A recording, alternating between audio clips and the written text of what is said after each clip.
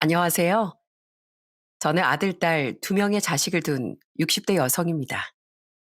아이들이 태어난 지 엊그제인 것 같은데 벌써 장성해서 독립해 꿋꿋이 자기 길을 걸어가는 자식들을 볼 때면 뿌듯하기도 하고 한편으론 아쉬운 마음이 들 때도 있는데요.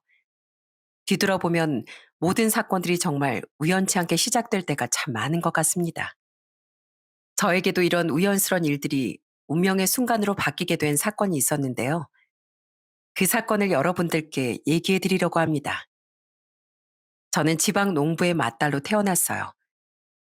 제 밑으로 동생들이 셋이 있었고 항상 부모님 대신에 제가 동생들을 돌보곤 했습니다. 이른 새벽부터 해가 질 때까지 열심히 농사를 짓고 오셨던 부모님은 늘 집에 오시고선 제 머리를 쓰다듬어 주시며 얘기하셨어요. 형수가 고생했다. 동생들 잘 봐줘서 고마워. 형숙이 네 덕분에 엄마랑 아빠가 이렇게 편하게 일하는 거야. 고마워. 너도 나가서 놀고 싶을 텐데 꾹 참아줘서 정말 고마워. 그때 부모님 손길은 아직도 제 마음속에 따뜻하게 남아 있습니다. 부모님은 어릴 적부터 늘 장녀인절 항상 먼저 챙기셨고 저에게 사랑도 듬뿍 주셨어요. 그렇게 큰 사랑을 받으며 전 행복한 유년 시절을 보냈습니다. 그때 당시 부모님은 여유로운 형편은 아니었지만 늘 이웃분들께 음식도 나누고 봉사도 많이 하셨는데요. 사실 그땐 전 형편이 어려운 시기에 부모님이 이렇게 남들에게 베푼다는 게 이해가 되지 않았습니다. 그래서 한번 물어본 적이 있었어요. 아빠, 우리가 잘 사는 것도 아닌데 왜 아빠 맨날 가난한 이웃들을 도와야 한다고 해요?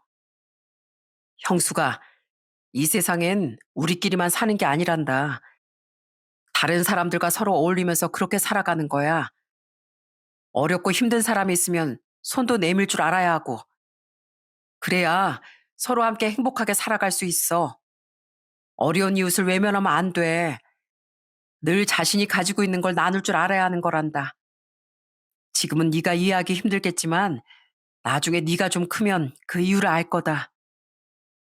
그땐 사실 이해가 되지 않았지만 나중에 제가 크고 나서야 이렇게 남들에게 베푸는 게 얼마나 행복한 일이라는 걸 알게 되었습니다. 그렇게 성인이 되고 소개로 만나게 된 남자와 결혼도 하게 되었어요. 남편의 심성이 참 착하고 올곧은 사람이었습니다. 무엇보다 가정이 제일 중요하다고 생각하는 그런 사람이었어요. 남편과 결혼 후엔 전 딸 아들을 연년생으로 낳았습니다. 사실 연년생으로 애를 키운다는 게 정말 쉽지 않은 일이었어요. 터울이 크지 않다 보니 애들을 앞뒤로 안고 업고 하면서 그렇게 하루하루를 버텼습니다. 그러다가 큰 사건이 터지게 된 건 아들이 2살 때였어요. 그때 애들이 낮잠을 자는 사이에 설거지를 하려고 주방에 있었는데 갑자기 으앙하는 큰 울음소리가 들리는 거였어요. 너무 놀라 바로 달려나가 보니 자고 있어야 하는 아들이 거실에서 울고 있는 거였죠. 그런데 문제는 아들의 상태였습니다. 거실에서 커피포트를 작동시키고 있었는데 아들이 잠에서 깨서 그걸 뒤엎어버린 거였어요. 그러니 온몸은 새빨개지고 애는 아파서 악을 지르며 우는데 정말 그때 무슨 정신이었는지 애만 들쳐오고 바로 병원으로 향했습니다. 정말 지금도 그때가 20년이 훌쩍 넘었는데도 눈물이 흐를 정도로 너무나 충격적인 사건이었어요. 그땐 그렇게 우는 애를 안고서 속으로 제발 하고 빌면서 병원으로 갔던 것 같습니다. 결국 동네 병원에선 치료가 불가능했고 아들은 화상병원으로 이동해야 했어요. 검사 결과 아들은 다리와 엉덩이 쪽에 완전 심한 화상을 입고 입원을 해 오랫동안 치료를 받아야만 했습니다. 얼마나 아플까. 그때 내가 설거지를 안 했더라면, 커피포트를 거기 두지 않았더라면 온갖 죄책감과 미안함에 너무너무 괴로웠죠. 그래서 하루하루를 눈물로 보내곤 했습니다. 여보, 다 나 때문이야. 나 때문에 난 진짜 엄마도 아니야. 어떻게 애가 거기 갈 때까지 아무것도 모르고 얼마나 아플까? 얼마나 괴로울까? 여보, 자책하지 마. 당신이 일부러 그렇게 한 것도 아니고 실수였잖아. 앞으로 치료에만 집중하자. 빨리 치료하면 괜찮아질 거야. 우리 재호 흉터 남으면 어떻게 하지? 평생 그 흉터 갖고 살아야 하면 어떡해? 나 정말 그렇게 되면 못 살아. 그렇게 힘겨워하는 제 마음을 단단하게 붙잡아 준 건 바로 남편이었습니다. 남편 또한 저만큼 많이 놀라고 슬펐을 텐데도 항상 절 다독여주고 위로를 해줬어요. 여보, 당신 탓이 아니야. 이건 누구한테나 일어날 수 있는 사고였어. 당신이 이렇게 슬퍼하고 눈물 흘리면 재혼 더 힘들 거야. 그러니까 우리 좀 더 힘내서 정신 차려보자. 솔직히 그때 당시 남편도 어린 첫째 딸을 홀로 돌봐야 하고 직장도 가야 하니 정말 힘들었을 텐데 누구보다 든든하게 가족들을 지켜주는 모습을 보면서 저도 정신을 차려야겠다는 생각을 하게 되었어요. 그렇게 저희 아들은 여러 번의 화상 치료를 받게 되었습니다. 처음엔 저도 아이가 올 때마다 같이 옆에서 눈물을 흘리며 힘들어했지만 그러면 아이가 제 표정을 보고서 더 힘들어한다는 걸 알고서 언젠가부턴 더 꿋꿋이 씩씩하게 견뎌내려고 노력했습니다. 그런 마음가짐 덕분인지 아이도 점점 활기를 찾기 시작했어요. 그렇게 화상병동에서 한 달 정도 입원을 했을 때 저희와 같은 병실에 남자아이가 새로 입원을 하게 되었습니다. 딱 보기에도 심한 화상을 입어 온몸에 거즈를 감싼 상태였어요. 그 남자아이는 저희 애보단 좀 큰 아이였습니다. 그 아이의 엄마를 보니 거의 제 또래 비슷하게 보이더라고요. 기운 없이 침대에 가만히 앉아있는 그 아이 엄마를 보면서 왠지 처음 아이가 입원했을 때 생각이 나 전 주스 한 병을 들고 그 아이 엄마에게 말을 걸었습니다. 안녕하세요. 저 여기 앞 침대 입원해 있는 아이 엄마예요. 이것 좀 드세요. 안녕하세요. 감사합니다. 잘 마실게요. 저희 애도 하반신에 화상을 입어가지고 치료받고 있거든요. 벌써 치료 시작한 지 한 달 됐어요. 우리 같이 잘 지내봐요. 그렇게 전 그 아이의 엄마에게 인사를 했습니다. 제가 웃으며 인사라니 그 아이 엄마도 어색하게 웃으며 인사를 해주더라고요. 딱 봐도 제 또래 같았는데 왠지 기운 없고 슬퍼 보이는 모습에 전 그때부터 신경이 많이 쓰였던 것 같습니다. 그런데 저희는 저와 남편이 교대하면서 아이를 돌봤는데 며칠 동안 봤더니만 그쪽은 아이 엄마만 내내 아이 곁을 지키고 있더라고요. 집에도 왠지 가지 않고 병원에서 씻고 자고 하는 것 같아 제가 조심스럽게 물어본 적이 있었습니다. 혹시 아이 때문에 걱정돼서 집에 다녀오지 못하시는 거면 제가 아이 좀 봐줄까요? 아니에요. 괜찮습니다. 사실 저희 애가 집에 화재가 나서 화상을 입은 거거든요. 저랑 애 아빠가 둘 다 일하러 나간 사이에 불이 나서. 어머, 죄송해요. 그런 줄도 모르고 전. 아니에요. 그래도 이렇게 아이가 무사한 게 다행이죠. 신경 써주셔서 감사합니다. 그렇게 얘기를 한 날 저녁에 잠을 자는데 그날따라 잠이 잘 안 오더라고요. 아이 화상 치료도 한참 남았고 딸도 걱정되고 남편은 어떻게 하고 있나 마음이 심란해 자는 아이를 놔두고 병실 밖을 잠시 나왔는데 근처 보호자 휴게실에서 낯익은 사람이 보였습니다.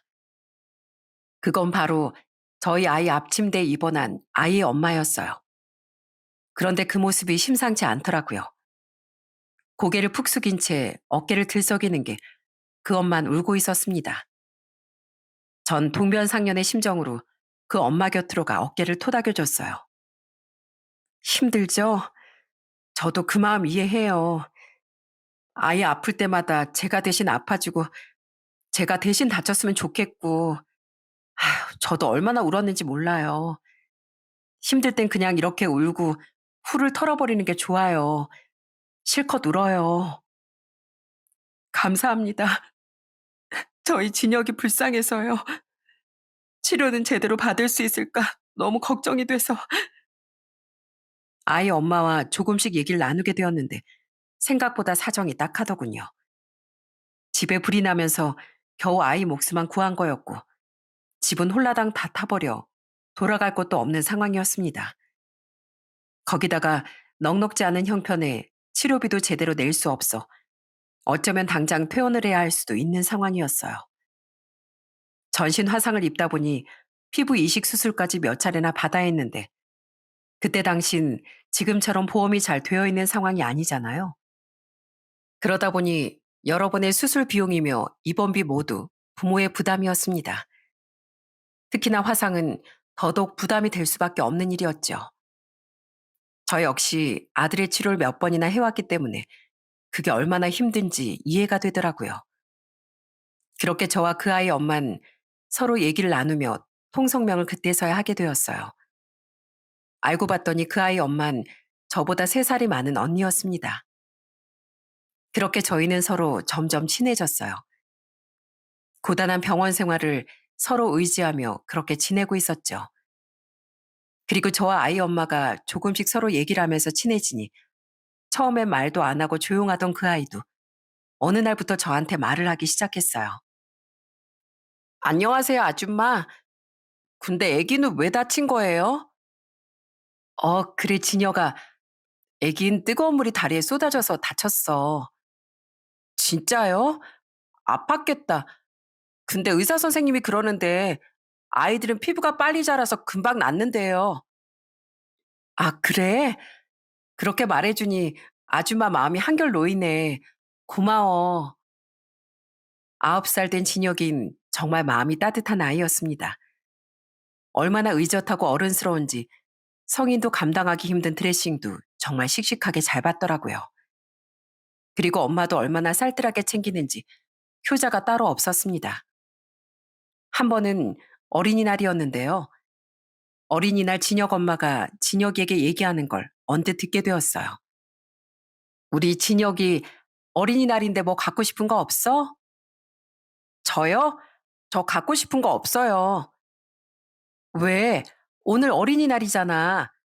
엄마가 진혁이 갖고 싶은 거 사줄게. 안 돼요. 엄마가 힘들잖아요. 저 때문에 엄마가 돈 쓰잖아요. 안 돼요. 그 말을 듣고 제가 다 울컥하더라고요. 그 어린애가 얼마나 엄마를 생각하면 그런 말이 절로 나오겠어요. 전 너무나 착한 그 아이에게 선물을 하나 해주고 싶었습니다. 그래서 저희 아들 선물을 사면서 그 아이에게 줄 선물도 샀어요. 그날 저녁 아이에게 장난감 로봇 선물을 하니 그걸 보고 그 아이가 얼마나 좋아했는지 모릅니다. 우와, 아줌마, 감사합니다. 그래, 진여가 이 로봇처럼 씩씩하게 커야 한다. 네, 저 이 로봇처럼 강한 사람이 돼서 우리 엄마 옆에서 지켜줄게요. 감사합니다. 그런데 그 어린 아들도 그렇게 엄마를 챙기는데 진혁의 아빠는 병실에 입원하고서도 며칠 동안 보이질 않았어요. 정말 처음엔 아빠가 없이 엄마 혼자서 아들을 키우는 줄 알았습니다. 그러다 입원을 한 뒤 한참 지난 어느 날 갑자기 늦은 저녁 시간에 누군가 우당탕하며 병실로 들어왔습니다. 그건 바로 진혁의 아빠였어요. 여보, 야, 병원 치료비가? 이게 뭐야, 이게? 우리 형편에 치료비가 어디 있다고? 당장 퇴원시켜. 여보, 하지만 지금 퇴원하면 진혁이 피부 다시 못 살려. 그게 대수야, 지금? 아이, 그러게. 애를 혼자 두고 어딜 싸돌아다녔어? 집은 또 어떻게 할 거야? 이게 다 당신 책임이야, 당신 책임. 그런 말이 어딨어? 당신이 허구한 날 도박하고 돈 쓰고 다니느라 우리 먹고 살 돈도 없어서 내가 그 저녁에 일한 거 당신 몰라서 그런 말 하는 거야? 당신이야말로 그 저녁에 어딜 갔었어? 내가 어딜 가든 네가 뭔 상관이야? 애 엄마면 애나 제대로 볼 것이지. 아유, 진짜. 치료비 어떻게 할 거냐고. 우리 인생 진짜 다 망쳤어. 얘 때문에 다 망쳤다고. 늦은 저녁이었지만 그 아이 아빠의 고함에 자고 있던 다른 애들도 다 깨어나 버렸습니다. 어떻게 아이 앞에서 그런 무책임한 말을 할 수 있는지 제가 다 속상하더라고요. 그 아빠라는 사람은 끝까지 치료비를 못 낸다며 그 말만 남기고서 호련히 병원을 떠나버렸고요. 그렇게 딱 한 번 오고선 그 진혁이 아빠란 사람은 더 이상 병원에 오지 않았어요. 결국 모든 부담은 진혁이 엄마가 져야만 했습니다. 그 뒤로 진혁이 엄만 병원에 사정사정하면서 아들 치료를 겨우 받게 했고 주변에서도 여기저기 돈을 빌려 치료비를 메꾸는 듯 했어요. 아이가 아프니 병실을 비울 수 없기에 일도 제대로 하지 못했는데 가끔씩 새벽 일을 나갈 때면 제가 대신 진혁이를 봐주기도 했습니다. 아침에 일찍 일을 마치고 돌아온 진혁 엄만 꼭 저에게 소소한 선물을 해주곤 했어요. 재호 엄마, 이거, 어? 언니, 이게 뭐예요? 다른 건 아니고 간식으로 나온 건데 아침에 먹으라고 가지고 왔어. 내가 뭐 다른 걸 줄 수도 없고 근사한 건 아니지만 재호 엄마 먹어. 언닌 밥 먹었어요? 새벽에 그렇게 일하고 그냥 여기 온 거예요? 아휴, 이러지 말고 얼른 눈부터 붙여요. 내가 진혁이 오늘 치료 갔다 올 테니까 좀 이따가 저희 남편 오거든요. 그러니까 얼른 누워서 잠 좀 자요. 이러다가 언니 당장이라도 쓰러질 것 같아. 괜찮아. 진혁이 잘 봐줘서 고마워. 내가 재호 엄마 덕분에 마음이 놓인다. 그렇게 진혁 엄만 정말 벼랑 끝에서도 어떻게든 아등바등 살아남으려고 노력했습니다. 그런 모습을 가까이서 지켜보면서 정말 너무 안쓰러웠어요. 저도 자식 있는 엄마지만 어떻게 자식을 위해 저렇게 헌신할 수 있는지 참 대단하다는 생각도 들었습니다. 그런데 어느 날부터 보니까 그 후로 병원 원무과에서도 병실에 찾아와 수납을 해야 치료를 받을 수 있다며 자꾸만 얘기를 하는 것 같더라고요. 그렇게 며칠이 지나고서 진혁이 엄만 병원비가 계속 밀리자 더 이상 치료도 못 해준다며 퇴원을 해야 한다는 말까지 듣게 되었습니다. 어느 날 아이들을 재우고서 저와 둘이서 휴게실에서 자판기 커피를 마시며 진혁 엄만 저에게 얘기를 했어요. 그때 진혁 엄마의 얼굴은 세상 모든 걸 다 잃은 듯한 얼굴이었죠. 재호 엄마, 나 이제 더는 안 될 것 같아. 진혁이 치료 어떻게든 해주려고 했는데 도저히 여력이 안 될 것 같아. 그래서 내일 퇴원하려고. 네? 벌써요, 언니? 진혁이 아직 치료받아야 할 거 많지 않아요? 그냥 퇴원하면 어쩌려고요? 주변에 누가 도와줄 사람은 없어요? 벌써 친정집에도 도움 많이 받았어. 근데 우리 친정도 잘 사는 게 아니거든. 가난한 형편에 탈탈 털어서 손주 살리겠다고 돈을 다 내주셨는데 그래도 한참 부족하네. 이젠 더는 어쩔 수가 없나 봐. 우리 그래서 퇴원하기로 했어. 어떻게든 되겠지 뭐. 재호 엄마, 내일은 경황이 없을 것 같아서 미리 얘기하는 거야. 재호 치료 잘 받고 다음에 인연이 되면 또 보자. 저는 슬프게 말하는 진혁 엄마의 말을 듣고 너무나 마음이 아팠습니다. 적어도 몇 번은 더 치료를 받아야 흉터도 없고 합병증도 없을 텐데 너무 걱정이 되더라고요. 그때 딱 떠오른 것이 바로 부모님의 말씀이었죠. 어릴 적부터 제게 늘 하시던 말이었던 이웃을 위해 나눔을 실천하라 하는 그 말이 떠올라 전 바로 남편에게 상의를 했습니다. 여보, 있잖아. 진혁이네 치료비 우리가 좀 도와주면 어때? 뭐? 그걸 어떻게 우리가 내? 우리도 힘들게 모은 돈이야. 앞으로 재호 치료도 얼마나 받아야 할지도 모르고 나중에 더 큰 돈 들면 어떻게 하려고. 안 돼. 안타까운 건 안타까운 거고 우리 무리하면서 그럴 수는 없어.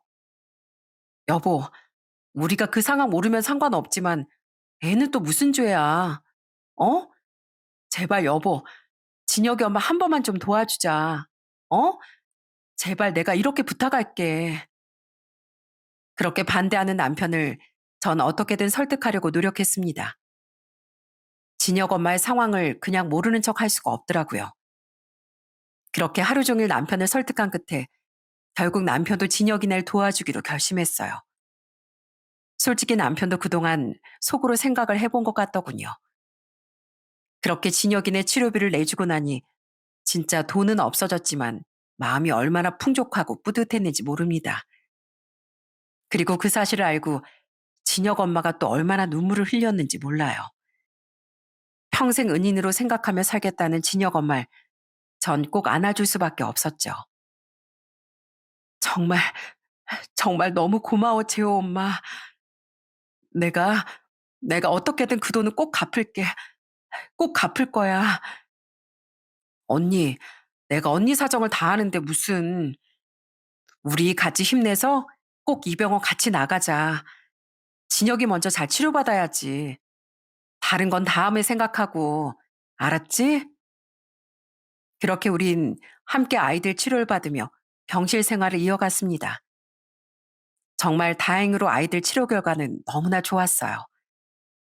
사실 남편은 처음에만 반대를 했지, 나중엔 저만큼이나 진혁이 내를 엄청 챙겼습니다. 한 번은 병원에 있던 남편과 교대를 하려고 갔더니 진혁 엄마는 안 보이고 진혁이와 둘이서 뭔가를 하고 있었더라고요. 어? 당신 뭐해? 진혁아, 뭐하니? 아, 진혁이가 심심하다고 해서 오목 두고 있었어. 야, 여보, 진혁이가 머리가 너무 똑똑해. 내가 지금까지 한 번도 못 이겼다니까? 진짜? 와, 우리 진혁이 똑똑하구나. 우리 남편 오목 절대 안 지는데. 어떻게 아저씨를 다 이겼대? 그러니까 말이야. 진혁아, 다음에 아저씨 올 때도 또 같이 하자. 다음엔 다른 재밌는 것도 알려줄게. 그때 당시 남편 덕분에 진혁인 남자 어른의 따뜻함을 많이 느꼈던 것 같아요. 사실 진혁이 아빠가 아빠 노릇을 제대로 하지 않는 사람이라 진혁이가 남자 어른에 대한 거부감 같은 것도 있었는데 남편이 자주 놀아주면서 진혁의 그런 마음들이 많이 좋아졌습니다. 그리고 진혁 엄만 남편과 이혼을 한다는 소식을 전해왔어요. 사실 전 그때 차라리 이혼하는 게 잘된 일이라고 생각을 했어요. 그 아픈 아들과 고생하는 아내를 챙기지도 않는 남편이라면 필요 없다는 생각이 들었거든요. 그러다 아이들이 치료를 잘 받고 제 아들이 먼저 퇴원을 하게 되었습니다. 진혁 엄만 정말 저에게 진심으로 축하를 해줬어요. 재호 엄마 축하해. 재호가 이렇게 잘 버텨서 이제 퇴원도 하고 한시름 덜었네. 언니, 이제 곧 진혁이도 퇴원할 텐데요, 뭘. 그나저나 언니, 저 앞으로 계속 연락하면서 지내요. 언니 이 동네 산다고 그랬죠? 그래. 이것도 인연인데. 근데 어쩌지? 우리 집이 다 타버려가지고 그냥 시골 친정으로 들어갈까 생각을 하고 있어. 시골이요? 진혁이 학교도 그렇고 거기까지 가면 언니도 다시 직장 알아봐야 할 거고 힘들 텐데요. 어쩔 수 없지 뭐. 아무튼 종종 연락하면서 지내자. 고마워. 내가 형숙이 네 은혜는 절대 잊지 않을게. 사실 생각을 해보니 진혁이는 퇴원을 해도 지낼 곳이 없더라고요. 그때 딱 떠오른 누군가가 있었습니다. 저는 퇴원을 하고서 바로 그곳을 찾아갔어요. 그곳은 제 친정이었습니다. 친정 부모님은 열심히 일을 해서 돈을 차곡차곡 모았고 그 돈으로 저희 동네 건물 하나를 매입해 사글세로 내놓고 있었거든요. 그게 딱 생각나 전 부모님을 찾아가 말을 했습니다. 엄마, 아빠, 나 진짜 부탁 좀 할게. 그 언니 너무 안쓰러운 사람이야. 여기서 조금만 지내게 하면 안 될까? 아휴, 지금 당장 집 구할 돈도 없고 당분간 집 구할 때까지만이라도 어떻게 안 될까? 사정은 딱하지만 그럼 여기 들어와서 사글세 낼 돈은 있고? 그게 아빠, 저 그럼 사글세도 좀 깎아줄 수 있어? 예끼 이거사. 넌 엄마 아빠 노후로 사글세 받고 있는 거 알면서? 아유, 알았다 알았어. 일단 사글세는 엄마랑 아빠가 잘 생각해 보마. 그 후로 부모님께선 정말 큰 배려를 해주셨습니다. 사글세도 절반 가격만 바꿔서 진혁이네를 받아주겠다고 하셨어요. 전 그런 부모님께 너무나도 감사한 마음이 들었습니다. 그렇게 진혁이가 퇴원을 할 때쯤 전 선물처럼 그 집을 소개해 줬어요. 진혁 엄만 얼마나 행복해하고 감격했는지 모릅니다. 아, 형수가 이 은혜를 내가 어떻게 나중에 다 갚니? 아, 정말 너무 고마워서 어쩌니. 내가 너한테 해줄 것도 없고 정말 미안하고 고맙고. 언니, 난 언니가 생겨서 얼마나 좋은지 몰라. 나 우리 집에서 맞이라서 항상 언니가 있었으면 좋겠다 했었거든. 근데 언니가 이렇게 딱 있으니까 내가 얼마나 좋은데. 은혜 갚기는 무슨. 괜찮아. 고마워, 형수가. 내가 꼭 이 은혜 잊지 않고 갚을게. 정말 갚을게. 그렇게 저희 친정집 건물에서 살게 된 진혁이는 정말 저희와 친하게 잘 지냈습니다. 특히나 진혁 엄마가 저희 친정 부모님을 얼마나 살뜰하게 챙겼는지 몰라요. 부모님 연세가 있으시다 보니 여기저기 편찮으실 때가 많았는데 그때마다 진혁 엄마가 병원도 모셔다 드리고 약도 챙겨드리면서 정말 많은 도움을 줬습니다. 사실 딸로서 제가 해야 하는 일임에도 진혁 엄만 정말 친부모님처럼 저희 부모님을 챙겼어요. 언니, 오늘 또 엄마 모시고 병원 다녀왔다며. 내가 가도 되는데 왜 나한테 말을 안 했어? 얘, 넌 바쁘잖아. 애들도 아직 어리고. 나야 진혁이 학교도 가고 일 안 할 땐 겸사겸사 바람도 쐴 겸 갔다 오면 좋지 뭐. 언니 고마워. 아, 나 진짜 언니 없었으면 어땠을지 몰라. 에이, 그렇게 고마우면 우리 주말에 고기나 구워 먹자. 어머니 아버지가 다 같이 모여서 고기 구워 먹자던데? 형숙이 네가 맛있는 고기 사와. 알았어. 그럼 내가 이번에 배 터지게 먹게 고기 사갈게. 그렇게 정말 친자매처럼 지내면서 저희는 자주 교류를 했습니다. 특히나 저희 엄마 아빠는 한 건물에서 같이 있다 보니 딸 하나 더 생긴 것 같다며 더 좋아하셨어요. 그러던 어느 날 그 집에 불청객이 나타났습니다. 그건 바로 진혁이 아빠였어요. 어떻게 안 건지 거기까지 나타나 진혁 엄마한테 돈을 달라고 행패를 부렸습니다. 저희 엄마가 그걸 보고서 바로 저에게 전화를 해 전 진혁 엄마 집으로 달려갔어요. 딱 도착을 해서 보니 건물 앞에서 진혁 엄마랑 진혁이 아빠라는 그 사람이 엄청 실랑이를 하고 있더라고요. 가! 당신이 무슨 낯짝으로 여기까지 찾아와? 이제 우리 남남이고 당신이 진혁이 아빠도 아니야. 여태껏 애가 어떻게 지내는지 궁금한 적도 없으면서 갑자기 나타나서 이게 무슨 행패야? 야, 내가 애빈데 뭘 어딜 가? 여기가 내 집이지. 아무리 이혼했어도 아들이 있으니까 너랑 나랑은 평생 끊을 수 없어. 그러니까 나 돈 달라고. 네가 돈만 주면 간다고 그랬잖아. 도대체 양심이 있니? 네가 그동안 노름으로 날린 돈이 얼만데. 여기까지 와서 돈 타령이야 왜? 아, 이게 진짜? 아, 돈 달라니까. 안 주면 내가 어떻게든 가져갈 거니까 좋은 말로 할 때 내놔. 염치도 없는 그 자식을 보면서 전 당장 달려가 한 대 치고 싶었어요.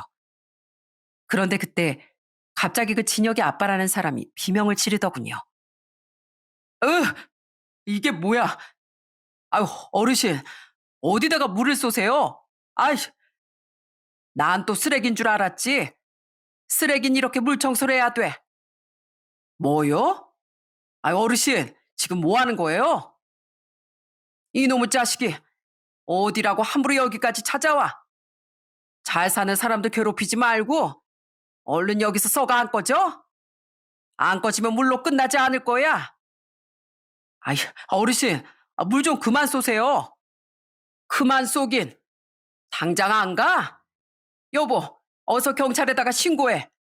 남의 건물 앞에서 행패 부리는 사람이 있다고 신고해 얼른. 에이, 더러워서 진짜. 야, 내가 이번엔 가지만 또 올 거야. 알았어? 오기만 해봐 이 자식아. 어디서 감히 누굴 괴롭혀? 그렇게 저희 아빠의 호통에 진혁 아빤 자리를 떠나고 말았습니다. 그 뒤로도 몇 번 오긴 했지만 그때마다 아빠가 나타나는 바람에 결국 그 다음부턴 찾아오지 않았어요. 진혁 엄만 그 뒤로 정말 열심히 일을 했습니다.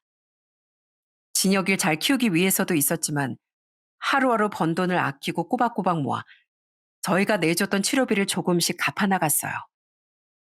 제가 언젠간 그러지 말라고 얘기를 한 적도 있었답니다. 언니, 무리하지 마. 내가 언니 상황을 모르는 것도 아니고 이렇게 열심히 일하는 거 나한테 다 주면 어쩌려고 그래. 우린 괜찮으니까 무리하지 마. 아니야. 내가 말했었지? 너한테 꼭 갚는다고. 진혁이 형숙이랑 그리고 제부 덕분에 이렇게 건강하게 학교 갈 수 있었어. 내 목숨 니들이 살인 거나 마찬가지라고. 그러니까 이렇게라도 꼭 갚아야지. 전 그런 진혁 엄마의 다짐을 말릴 수가 없었어요. 얼마나 진혁 엄마가 고생하며 주는 돈인지 저도 잘 알고 있었기에 그게 정말 고맙고 감사했습니다. 어떤 사람들은 은혜를 잊고도 고마움도 모른다고 하는데 언닌 그 고마움을 어떻게든 배로 갚기 위해 노력하는 걸 보면서 정말 좋은 사람이라고 생각을 했습니다. 특히나 남편은 진혁이를 정말 잘 챙겼어요. 사실 진혁이가 남자이다 보니 남자로서 진혁 엄마가 해주지 못하는 부분들도 많았는데 남편이 하나하나 세심하게 잘 챙겨주곤 했습니다. 그때 축구공 차는 법이나 중학교 가선 넥타이 매는 법, 사춘기가 왔을 땐 심지어 면도하는 법까지 알려주곤 했어요. 그때마다 진짜 남편이 너무 자랑스럽더라고요. 여보, 오늘 당신이 진혁이한테 면도하는 법까지 알려줬다며? 아이, 그걸 또 어떻게 알았대? 그런 건 당연히 남자가 가르쳐 줘야지. 여보, 고마워.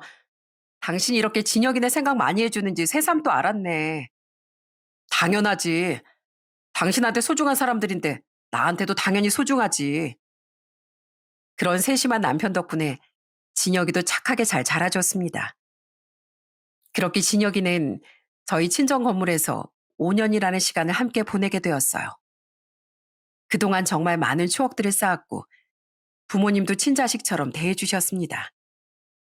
그러다 진혁이가 15살이 되었던 해 드디어 언닌 전세 자금을 모아 집을 마련하게 되었어요. 그날 저희 가족들 모두 축하 파티를 열었습니다.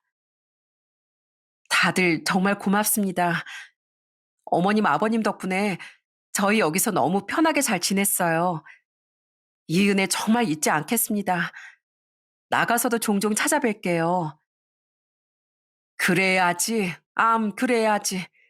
넌 우리 큰딸이야. 그러니까 자주 찾아와야 한다. 진혁이도 건강하고. 네, 할아버지, 엄마랑 자주 올게요. 아쉬운 이별이었지만 그래도 좋은 일로 헤어지게 된 거였기 때문에 그날의 파티는 너무나 행복하고 좋았습니다. 그 뒤로도 저희의 인연은 끝나지 않았어요. 가끔씩 친정에서 다 같이 만나 밥도 먹으며 그렇게 잘 지내곤 했습니다. 특히 진혁인 공부를 정말 잘했는데요. 그 동네에서 수재라고 불릴 정도로 똑똑하게 컸습니다. 그러다 보니 대학도 명문대학으로 진학을 했어요.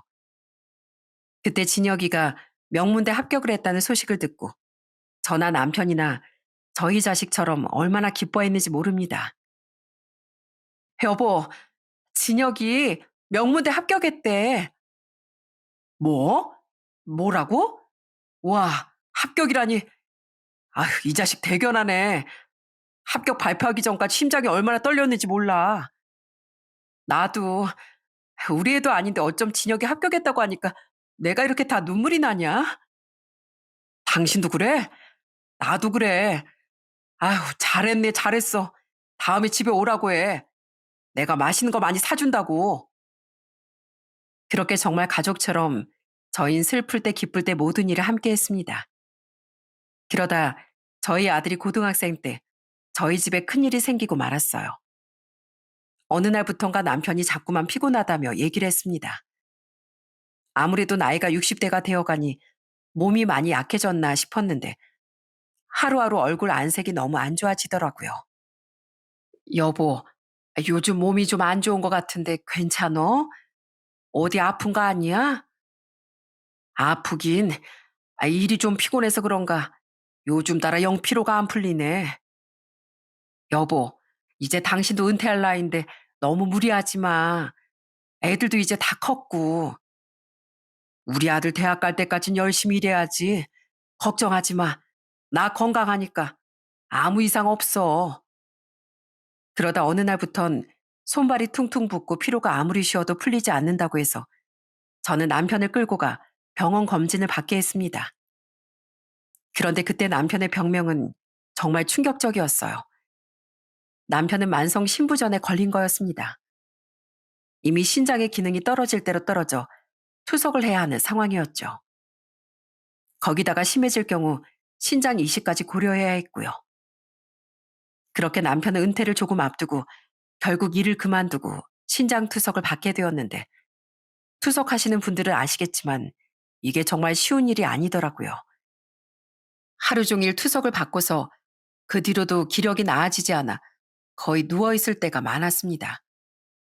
거의 일주일에 3번 정도 받아야 하는데 그 큰 바늘을 매번 꽂는 게 너무 두렵고 힘들다며 남편이 말할 때도 있었어요.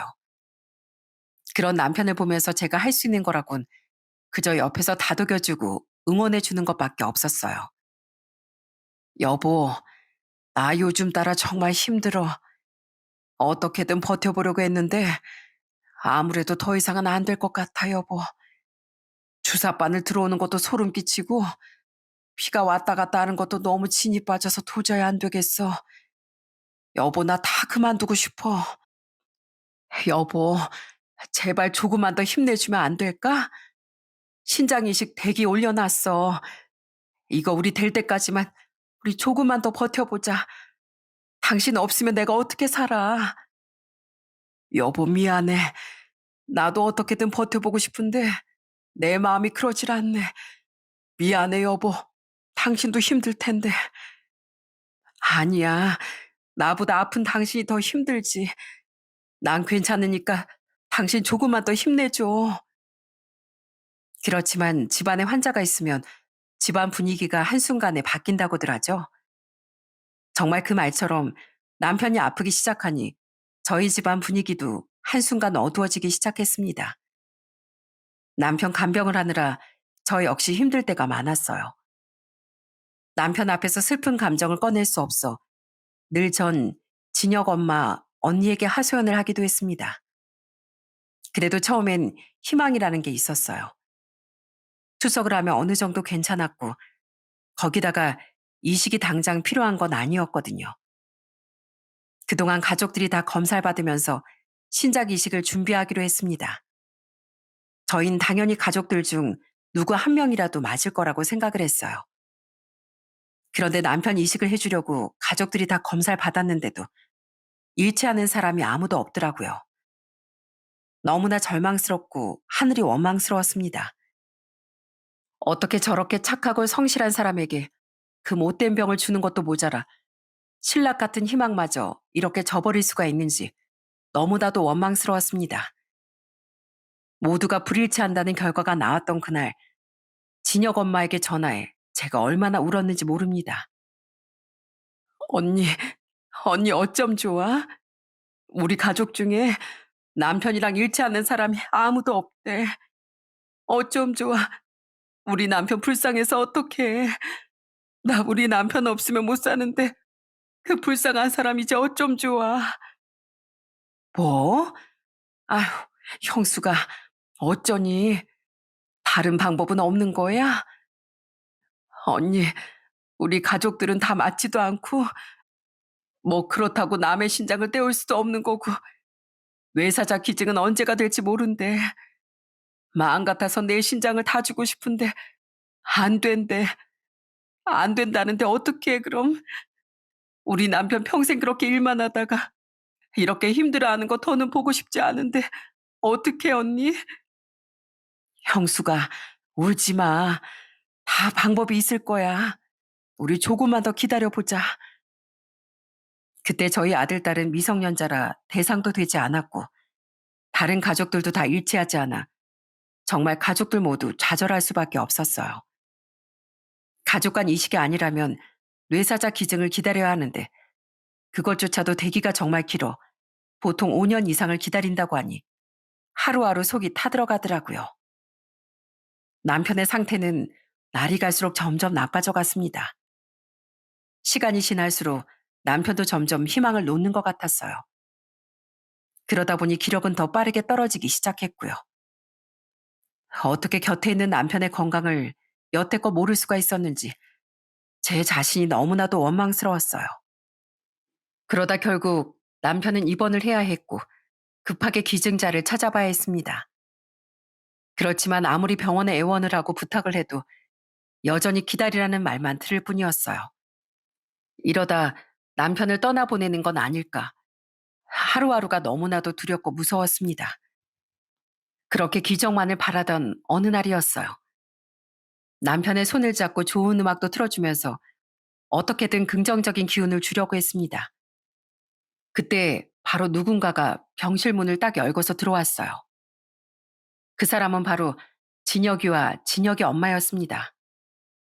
아저씨, 진혁아. 그래, 저녁했단 얘긴 들었다. 아저씨가 가서 축하해줘야 하는데 꼴이 이래서 가보질 못했구나. 아유, 오랜만에 보니까 진혁이 너 어른이 다 됐구나. 아저씨 힘드시죠? 제가 더 일찍 찾아뵀어야 하는 건데. 아니다, 아니야. 이렇게 아줌마가 아저씨 옆에서 응원도 해주고 기도도 많이 해주고 있어. 이거 봐라. 나 아직도 쌩쌩하다. 쌩쌩해. 아저씨, 저한테 억지로 그렇게 안 하셔도 돼요. 저 다 듣고 왔어요. 아주머니 조남이 김영숙 맞죠? 제가 아저씨한테 이식해드릴게요. 저희는 진혁의 말을 듣고서 너무 깜짝 놀랄 수밖에 없었습니다. 뭐라고? 아니, 언니, 이게 무슨 소리야? 진혁아, 이게 무슨 소리니? 갑자기 이식을 해준다니? 형수가, 우리도 몇 날 며칠 사실 고민했어. 고민하다가 이렇게 여길 온 거야. 우리 진혁이가 너무 확고해서 내가 말릴 수가 없었어. 아저씨, 아직 재호도 미성년자고 아주머니랑 다른 가족들은 조건이 안 된다면서요. 저 이렇게 군대도 다녀오고 아저씨 말처럼 어른이 됐어요. 제가 이렇게 씩씩하고 건강한 청년인데 저한테도 한번 물어보셔야죠. 아니, 그래도 어떻게 너한테 안 된다, 안 돼. 진혁아, 아저씨 네 신장 못 받는다. 에이, 아저씨, 그렇게 말하시면 너무 섭섭하죠. 아주머니 저 기억하세요? 제가 9살 때 어린이날에 아주머니가 저한테 로봇 선물해 주셨잖아요. 그때 제가 로봇처럼 건강하고 씩씩하게 자란다고 했죠? 저 진짜 그렇게 컸어요. 아주머니, 제가 이렇게 클 수 있었던 건 다 아주머니 아저씨 덕분이에요. 그때 그렇게 저희한테 손 내밀지 않으셨으면 전 지금까지도 고통 속에서 살아있을지도 몰라요. 그리고 그 고통 속에 사는 절 엄만 평생 지켜보셔야 했겠죠. 그렇지만 제가 이렇게 건강할 수 있었던 건 다 두 분 덕분입니다. 그러니까 제가 이렇게 은혜 갚는 거 거절하지 말아주세요. 저와 남편은 진혁이 말에 감동해 눈물을 흘릴 수밖에 없었습니다. 그렇게 우는 절 진혁 엄마가 토닥이며 말을 했어요. 형수가, 근데 솔직히 나 너한테 그리고 제부한테 미안해. 나 사실 처음엔 진짜 진혁이 말 반대했어. 나 너무 이기적이지? 네가 그렇게 우리한테 해준 게 얼만데. 근데 나 우리 아들이 그렇게 하겠다고 하니까 덜컥 겁부터 나더라. 미안해 정말. 우리 아들이 혼자라서 내가 좀 반대했었어. 언니, 나 같아도 당연히 그랬을 거야. 전혀 미안해하지 않아도 돼. 내가 더 미안하지. 괜한 말을 해서 내가. 아니야. 우리가 어떤 사이인데. 진혁이가 꼭 검사 받고 이식하고 싶대. 남편이 옆에서 눈물만 계속 흘렸습니다. 정말 선의로 내밀었던 손일 뿐이었는데 이렇게 큰 보답을 받게 되었다는 게 그저 너무나 감사할 뿐이었어요. 그러다 저희 남편은 눈물을 참지 못하고 말을 하더군요. 사실 저도 진혁이 치료비 처음에 반대했었습니다. 저도 그랬어요. 그런데 제가 감히 이걸 받아도 될지 모르겠습니다. 전 이걸 받아야 할 사람이 아니에요. 아니에요, 제부. 당연히 받아야죠. 아저씨, 제가 꼭 은혜 갚을 수 있게 해주세요. 저한테 이렇게 기회가 왔는데 그 기회 놓치지 않게 해주세요. 저 솔직히 아주머니랑 아저씨 제2의 부모님으로 생각하면서 평생 살았어요. 제가 아저씨 아프시다는 거 듣고 얼마나 마음이 아팠는지 몰라요. 제 목숨 아저씨 아주머니가 구해주신 거잖아요. 그러니까 은혜 갚을 수 있게 허락해 주세요. 그렇게 진혁인 끝까지 신장 이식을 하겠다고 나섰습니다. 솔직히 저희 너무 고맙지만 선뜻 허락을 하긴 어려웠어요. 아무래도 아직 젊고 창창한 나이인데 혹시나 싶은 마음에 저희도 고민을 정말 많이 했습니다. 그 뒤로도 진혁인 저와 남편을 설득하기 위해 여러 차례 병문을 방문했고 저희는 고심 끝에 결국 신장 이식을 받기로 결심했습니다. 그런데 신장 이식이 정말 생각보다 많이 까다롭더군요. 특히나 가족 간이 아니라면 절차가 너무 복잡하고 까다로웠어요. 검사도 받아야 했는데 정말 다행히도 적합 판정을 받을 수 있었네요. 그 뒤로도 까다롭고 힘든 그 과정을 진혁인 묵묵히 다 거쳤고 서류나 이런 것들도 모두 다 갖춰 그렇게 이식을 진행하기로 결정이 나게 되었습니다. 신장 이식 수술 전 아들은 진혁이를 찾았습니다. 그리고 진혁이 손을 꼭 잡고 감사의 마음을 표현했어요. 형, 고마워. 내가 진짜 꼭 나중에 커서 형한테 이 은혜 잊지 않고 꼭 갚을게. 재호야, 넌 이미 나한테 큰 선물을 줬어. 너로 인해서 난 행복하게 잘 컸어. 엄마랑 나만 이렇게 둘이서 살았다면 느끼지 못했을 행복을 너와 너희 가족한테서 다 느끼면서 그렇게 살았어. 그리고 넌 내 이번 동기잖아, 짜샤. 그렇게 웃으면서 진혁인 수술실로 들어갔습니다. 수술하는 동안에 저와 진혁 엄마도 얼마나 기도를 많이 했는지 모릅니다. 그 어릴 때 화상 치료를 받으면서 둘이서 손을 맞잡고 애들이 무탈하게 잘 치료받길 바랬던 그 시절처럼 저희 둘은 그날도 손을 맞잡고 기도를 했죠. 정말 오랜 시간이 지나고서야 드디어 의사 선생님이 나오셨고 성공적으로 수술이 끝났다는 소리를 듣고서 저희 두 사람은 약속이나 한 듯 그 자리에 주저앉고 말았어요. 정말 온몸에 힘이 쫙 풀리는 듯 했습니다. 감사합니다. 정말 감사합니다. 형수가 됐다, 됐어. 이제 다 됐다. 언니, 언니 정말 고마워. 나 진짜 언니한테 너무너무 고마워. 그렇게 진혁이 덕분에 저희 남편은 새로운 삶을 살게 되었어요. 그 이후부턴 저희는 더 끈끈한 가족이 되었답니다. 그로부터 4년이 지난 지금은 진혁이가 저에게 이모라고 부르고 남편에겐 이모부라고 부른답니다. 그동안 진혁인 명문대를 졸업해 당당하게 좋은 직장에 취직도 했어요. 그리고 첫 월급을 타던 날 어김없이 저희 집에도 찾아왔습니다. 이모, 이모부, 저 왔어요. 진혁아, 어쩐 일이야? 아유, 근데 이게 다 뭐야? 저 오늘 첫 월급 받았어요. 첫 월급 받으면 가족들한테 선물 주는 거라고 해서 당연히 이모랑 이모부 거도 사가지고 왔죠. 아유, 세상에. 이런 거 안 사와도 되는데. 어떻게 이모랑 이모부 걸 안 사요? 할머니, 할아버지 것도 다 샀는데요. 뭐? 정말? 아유, 우리 엄마 아빠가 너무 좋아하시겠네. 기특하다, 기특해. 어떻게 그런 생각까지 했어. 역시 우리 진혁이 기특하다, 정말. 그렇게 여전히 착한 진혁이네와 저흰 지금도 친하게 잘 지내고 있습니다. 저희 아들은 대학에 들어갔고 열심히 공부를 하고 있어요. 가끔씩 보면 진혁이와 둘이서 술도 한잔 마시며 잘 지내고 있는 것 같더라고요. 20년 전 그때 제가 진혁이 엄마랑 이렇게 만나지 않았더라면 지금의 이런 인연은 없을 거라고 생각합니다. 정말 사람 인연이라는 게 너무나도 신기한 것 같아요.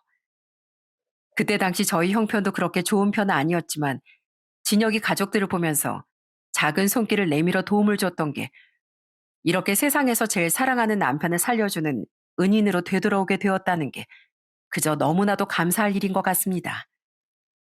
그래서 사람 인연은 어떻게 될지 모른다는 게 정말 맞는 말인 것 같네요. 지금도 명절이 되면 저희 친정에도 다 같이 가서 인사도 드리고 있답니다. 지난 명절에도 같이 시간을 보냈어요. 앞으로도 저희 식구들, 진혁이네도 다 함께 잘 지내면서 늘 가족같이 화목하게 잘 살아보려고 합니다. 그럼 제 사연은 여기서 이만 마칠게요. 끝까지 들어주셔서 정말 감사합니다.